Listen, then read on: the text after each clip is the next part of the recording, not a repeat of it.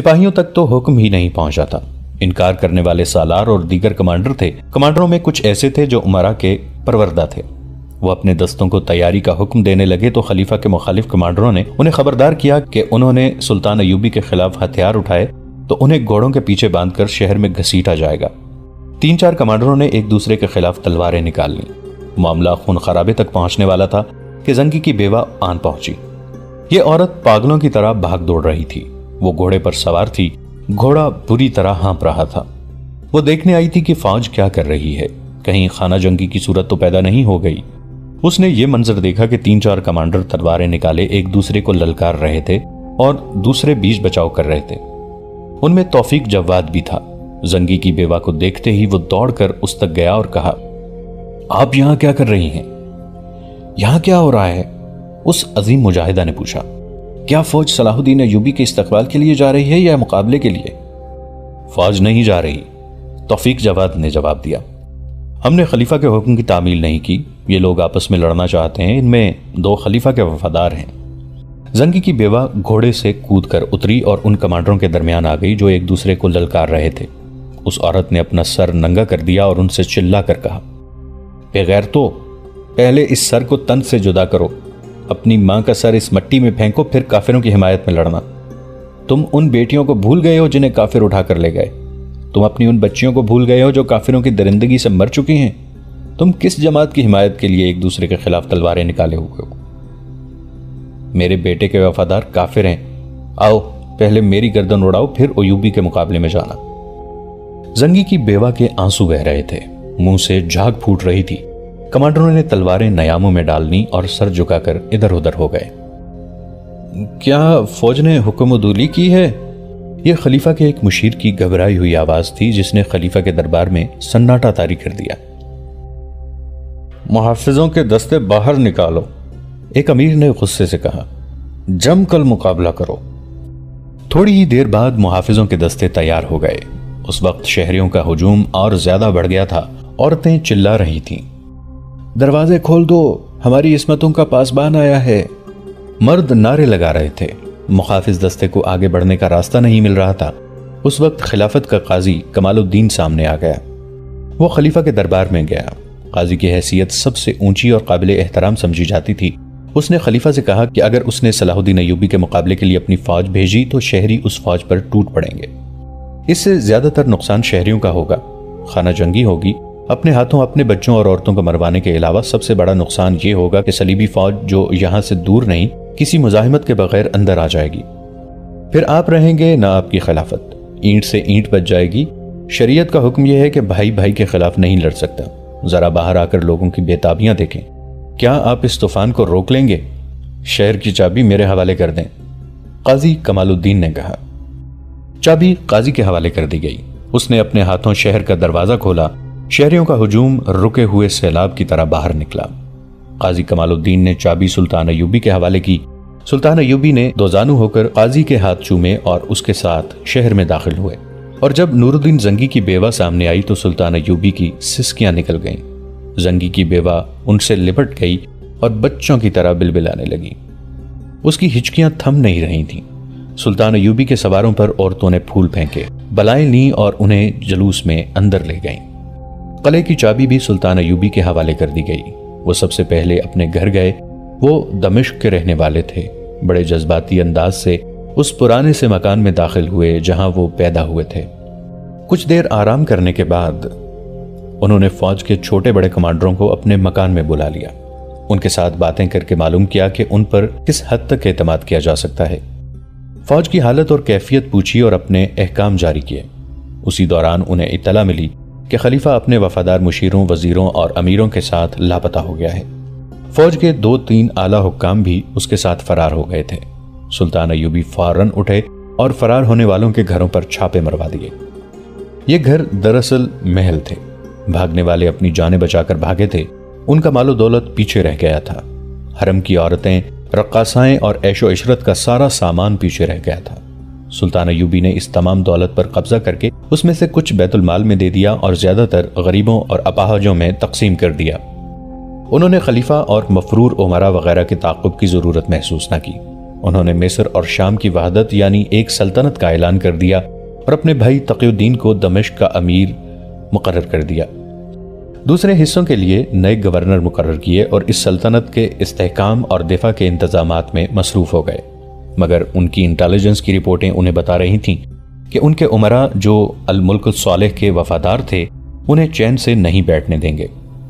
یورپی ممالک سے آئی ہوئی اطلاعات سے پتہ چلا تھا کہ صلیبی بہت بڑا لشکر تیار کر رہے ہیں جس سے وہ عالم اسلام پر فیصلہ کن حملہ کریں گے۔ ان کے لیے سب سے بڑا خطرہ یہ تھا کہ ان کے اپنے امراء انہیں شکست دینے کے لیے صلیبیوں کی راہ دیکھ رہے تھے، لہٰذا ان کے لیے ضروری تھا کہ پہلے ان باغیوں کو ٹھکانے لگائیں۔ یہ معمولی سی مہم نہیں تھی۔ دمشق کی فوج کی اہلیت سے وہ واقف نہ تھے، انہوں نے فوری طور پر اس فوج کی ٹریننگ شروع کروا دی۔ انہیں جہاں لڑنا تھا وہ پہاڑی علاقہ تھا۔ موسم سرما میں ان پہاڑوں پر برف بھی پڑتی تھی اور موسم سرما آ رہا تھا۔ قاہرہ اور دمشق میں انہیں ایک فرق نمایاں طور پر نظر آ رہا تھا۔ قاہرہ میں صلیبی اور سوڈانی جاسوسوں اور تخریب کاروں کے کئی خفیہ اڈے تھے اور وہاں کے لوگوں پر سلطان ایوبی کو پوری طرح بھروسہ نہیں تھا۔ دمشق میں بھی صلیبی تخریب کار موجود تھے، لیکن یہاں قوم کا بچہ بچہ ان کے ساتھ تھا، بلکہ ان کے اشارے پر آگ میں کود جانے کو تیار تھا۔ اس لیے یہاں کے لوگوں کے متعلق یہ خطرہ بہت کم تھا کہ وہ دشمن کے جاسوسوں اور تخریب کاروں کے اعلی کار بن جائیں گے۔ دمشق اور شام کے لوگوں نے نور الدین زنگی کے زمانے میں پروقار زندگی گزاری تھی۔ ان کی وفات کے فوراً بعد ان کا ذاتی وقار ختم ہو گیا تھا۔ نئے حکمرانوں نے انہیں رعایا بنا لیا تھا۔ امیر، وزیر عیش و عشرت اور ذاتی سیاست بازیوں میں مصروف ہو گئے اور انتظامیہ کے حاکم لوگوں کے لیے وبال جان بن گئے تھے۔ قانون کا احترام ختم ہونا شروع ہو گیا تھا۔ قہبہ خانے اور شراب خانے بھی کھل گئے تھے۔ 4-5 مہینوں میں لوگوں کا جینا حرام ہو گیا تھا۔ اناج تک کی کمی ہو گئی تھی۔ لوگوں کو پتا چلا کہ اناج باہر جا رہا ہے۔ امراء اور وزراء نے اناج درپردہ اپنے ہاتھوں میں لے لیا تھا اور درپردہ کہیں باہر بیچ دیتے تھے۔ بازاروں میں ہر چیز کے بھاؤ چڑھ گئے اور لوگ تنگ دستی محسوس کرنے لگے تھے۔ وہاں کے لوگ تنگ دستی اور فاقہ کشی تک برداشت کرنے کو تیار تھے، لیکن وہ قومی سطح سے گرنے کو تیار نہیں تھے۔ وہ صلیبیوں کے ساتھ دوستی کرنے پر آمادہ نہیں ہو سکتے تھے۔ وہ محسوس کرنے لگے تھے کہ ان کے حکمران انہیں دشمن کی جھولی میں ڈال رہے ہیں۔ نور الدین زنگی کے دور حکومت میں جھونپڑیوں اور پھٹے پرانے خیموں میں رہنے والوں کو بھی معلوم ہوتا تھا کہ سرکاری سطح پر کیا ہو رہا ہے۔ جنگ کی صورت میں وہ میدان جنگ کی صورتحال سے آگاہ ہوتے تھے۔ زنگی کے مرتے ہی لوگوں کو اچھوت قرار دے دیا گیا۔ انہیں بتایا گیا تھا کہ حکومت کے امور کے متعلق کسی کو استفسار کرنے کی ضرورت نہیں ہونی چاہیے۔ 2 مسجدوں کے اماموں کو صرف اس لیے مسجدوں سے نکال دیا گیا تھا کہ وہ لوگوں کو غیرت اور حریت کا واز سنا رہے تھے۔ خلیفہ کے محل اور دیگر سرکاری عمارتوں کے قریب آنا عوام کے لیے جرم قرار دے دیا گیا تھا۔ وہی لوگ جو نور الدین زنگی کو بھی راستے میں روک لیا کرتے تھے اور محاذوں کی خبریں سنا کرتے تھے، اب معمولی سے سرکاری اہلکار کو بھی دیکھ کر ہٹ جایا کرتے تھے۔ لوگ گھٹن محسوس کرنے لگے تھے۔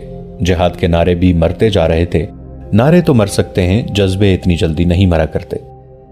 لوگوں نے چوری چھپے مل بیٹھ کر سوچنا شروع کر دیا تھا کہ وہ کیا کریں۔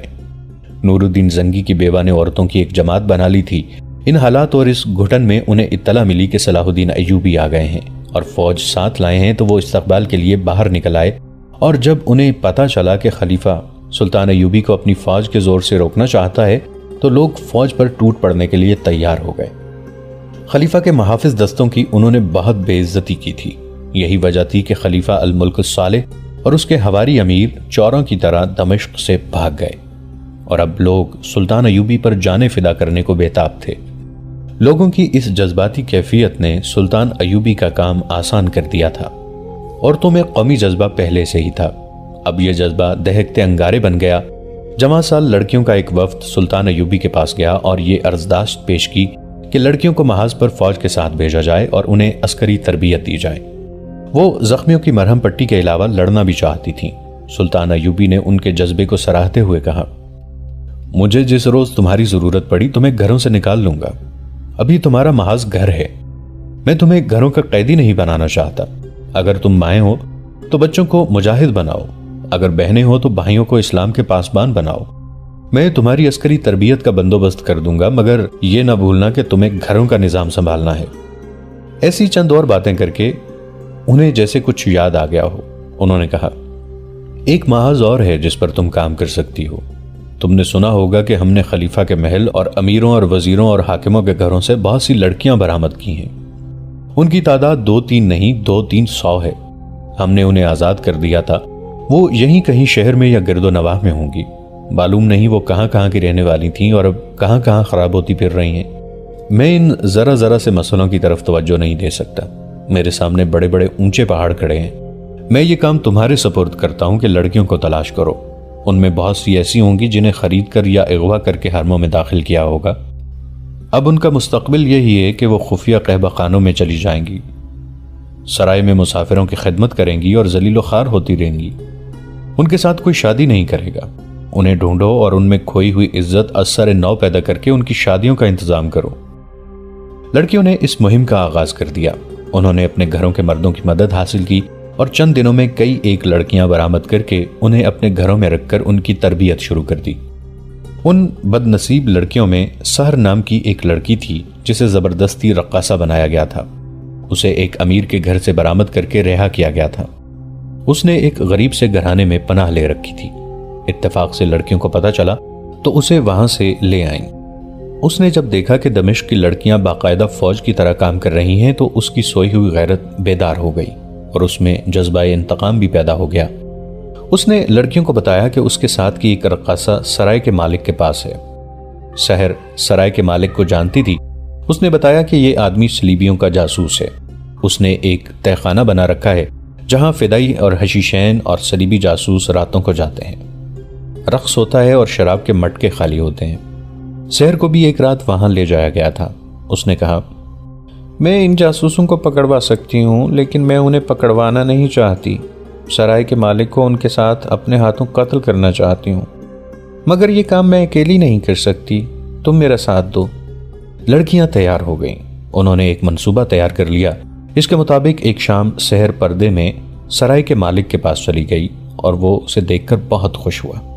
سحر نے کہا، میں فوراً تمہارے پاس پہنچاتی لیکن شہر میں پکڑ دکڑ ہو رہی تھی۔ مجھے ڈر تھا کہ میں تمہارے پاس آئی تو تم بھی پکڑے جاؤ گے۔ میں ایک غریب سے گھرانے میں یتیم لڑکی بن کر چھپی رہی۔ اب حالات صاف ہو گئے ہیں، تم پر کسی نے شک نہیں کیا، اس لیے تمہارے پاس آ گئی ہوں۔ سرائے کا مالک اسے اپنی رقاصہ کے پاس لے گیا۔ وہ بھی بہت خوش ہوئی۔ اس شام کے بعد وہ چند راتیں وہیں رہی۔ اس نے دیکھا کہ خلیفہ اور عیاش امرا کے چلے جانے اور سلطان ایوبی کے اتنے سخت احکام کے باوجود سرائے کے تہہ خانے کی رونق وہی تھی۔ اس میں کوئی فرق نہیں آیا تھا۔ مسافر اپنے کمروں میں سو جاتے تھے تو تہہ خانے کی دنیا آباد ہو جاتی تھی۔ وہاں اب بھی صلیبی جاسوس اور فدائی آتے تھے۔ سحر ان کا دل لبھاتی رہی اور راتوں کو ناچتی اور انہیں شراب پلاتی رہی۔ یہ لوگ مسافروں کے بہروپ میں سرائے میں آتے تھے۔ سحر نے یہ بھی دیکھ لیا تھا کہ رات کو سرائے کے باہر پہرے کا انتظام بھی ہوتا ہے تاکہ کوئی خطرہ نظر آئے تو تہہ خانے تک قبل از وقت اطلاع پہنچا دی جائے۔ سحر کو وہاں قید کر لیا گیا تھا۔ وہ اکیلی باہر نہیں جا سکتی تھی۔ وہ دل پر پتھر رکھ کر وہاں ناچتی رہی۔ وہ مایوس ہو گئی تھی کہ وہ انتقام لینے آئی مگر قید ہو گئی ہے۔ اس نے کسی پر اپنی مایوسی کا اظہار نہ ہونے دیا۔ اس سے یہ فائدہ ہوا کہ وہ لوگ اس پر اعتبار کرنے لگے۔ بعض راز کی باتیں بھی اس کے سامنے کر گزرتے تھے۔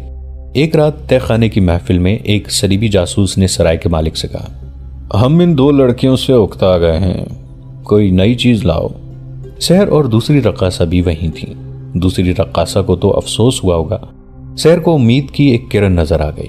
سرائے کے مالک نے کہا کہ صلاح الدین ایوبی نے ایسی فضا پیدا کر دی ہے کہ اب دمشق میں کوئی اور رقاصہ یا کوئی نئی چیز نہیں مل سکے گی۔ مل کیوں نہیں سکے گی؟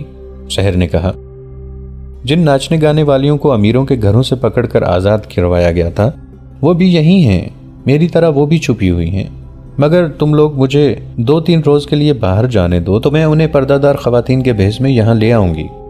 سحر کو اس وقت تک قابل اعتماد سمجھ لیا گیا تھا۔ انہوں نے اسے اجازت دے دی اور کچھ رقم بھی دے دی۔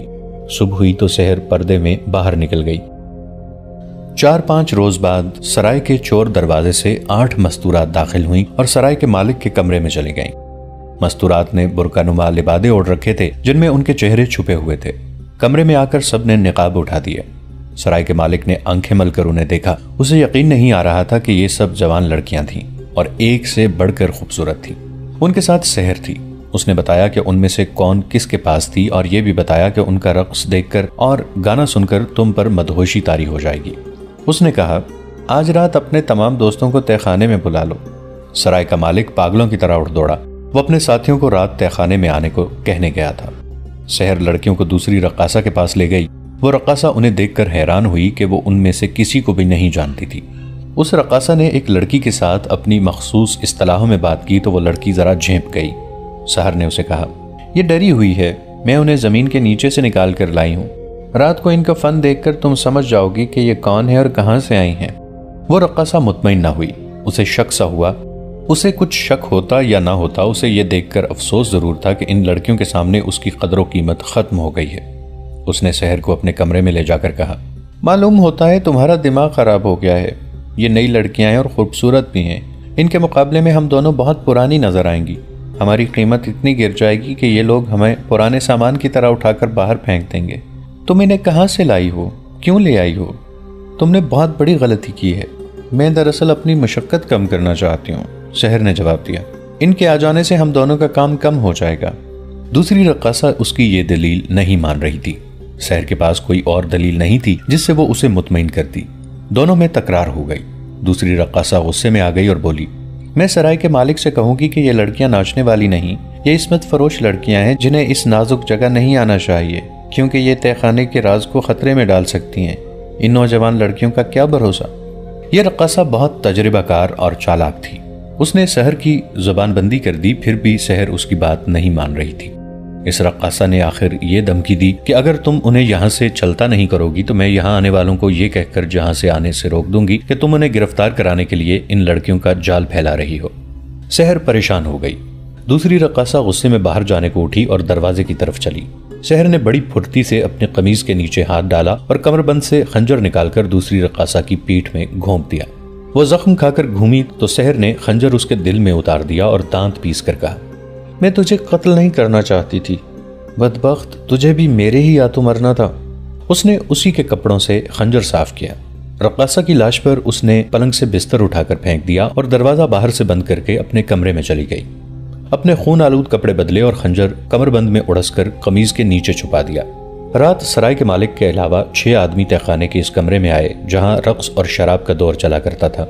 سرائے کے مالک نے سحر سے دوسری رقاصہ کے متعلق پوچھا تو سحر نے نفرت کے لہجے میں کہا، وہ ان لڑکیوں کو دیکھ کر جل بن گئی ہے، وہ اپنے آپ کو ان سے زیادہ حسین سمجھتی ہے۔ آج رات وہ یہاں نہ ہی آئے تو اچھا ہے، محفل کے رنگ میں بھنگ ڈالے گی۔ لعنت بھیجو، سرائے کے مالک نے کہا، کل اس سے نمٹ لوں گا، اسے پڑی رہنے دو اپنے کمرے میں۔ سحر نے ان 6 آدمیوں سے کہا، ان لڑکیوں کے پاس اچھے کپڑے نہیں ہیں، ان کا لباس تم سب کے ذمے ہے۔ آج رات وہ جن کپڑوں میں ہیں انہی میں تمہارے سامنے آئیں گی۔ انہوں نے جب لڑکیوں کو دیکھا تو بھول ہی گئے کہ انہوں نے کیسے کپڑے پہن رکھے ہیں۔ لڑکیاں چہروں سے پیشہ ور ناچنے والیاں لگتی ہی نہیں تھیں۔ ان کے چہرے تر و تازہ اور معصوم سے تھے۔ ان کے بالوں کو بھی نہیں سجایا گیا تھا۔ ان کی کوئی حرکت ظاہر نہیں کرتی تھی کہ یہ پیشہ ور ہیں۔ ان کا انداز سیدھا سادہ سا تھا۔ سحر نے انہیں کہا کہ اپنے مہمانوں کو شراب پیش کرو۔ وہ جب سراہیوں سے پیالوں میں شراب اڑیلنے لگیں تو ایک آدمی نے ایک لڑکی کو چھیڑا۔ لڑکی بدک کر پیچھے ہٹ گئی، اس کا چہرہ سرخ لال ہو گیا۔ سحر، اس آدمی نے کہا، انہیں کہاں سے لائی ہو؟ یہ کس کے پاس تھیں؟ سحر نے قہقہہ لگایا اور بولی، اپنا فن بھول گئی ہیں، یہ صلاح الدین ایوبی کا خوف ہے جو ان سب پر طاری ہے، اب بھی کھل جائیں گی۔ صلاح الدین ایوبی، ایک نے طنزیہ کہا، ہمارے جال میں وہ اب آیا ہے، ہم اسے اسی کے امیروں اور سالاروں سے مروائیں گے۔ اس نے اپنے ایک ساتھی کے کندھے پر ہاتھ مار کر کہا، اس کا خنجر صلاح الدین ایوبی کے خون کا پیاسا ہے، جانتی ہو نا اسے؟ یہ حسن بن صباح کی امت سے ہے، فدائی۔ اس نے ایک لڑکی کے گال پر ہلکی سی تھپکی دے کر کہا، ایوبی کا خوف دل سے اتار دو، وہ چند دنوں کا مہمان ہے۔ تھوڑی سی دیر بعد شراب رنگ دکھانے لگی اور رقص کی فرمائش ہوئی۔ لڑکیاں سراہیوں اور پیالوں کو ادھر ادھر کرتی اور بھرتی ان 6 آدمیوں کے پیچھے ہو گئیں۔ اچانک سب نے قمیصوں کے نیچے ہاتھ ڈالے، خنجر نکلے۔ سحر نے بھی خنجر نکال لیا تھا۔ اس نے سرائے کے مالک پر وار کیا اور دوسریوں نے 6 آدمیوں کو پے در پے وار کر کے لڑکا دیا۔ کسی کو بھی سنبھلنے کی مہلت نہ ملی۔ سحر ہر ایک پر وار پہ وار کیا جا رہی تھی جیسے پاگل ہو گئی ہو۔ اس نے انتقام لے لیا تھا۔ دوستو، آج کے لیے اتنا ہی۔ اسی کہانی کی اگلی قسط کے ساتھ بہت جلد حاضر ہوں گے۔ نیچے کامنٹ سیکشن میں اپنی رائے کا اظہار ضرور کیجیے گا۔ ہمارے اس چینل کو سبسکرائب کر کے نیچے موجود بیل آئیکن کو بھی ضرور کلک کیجیے گا۔ اگلی ملاقات تک کے لیے ہمارا اور آپ کا اللہ نگہبان۔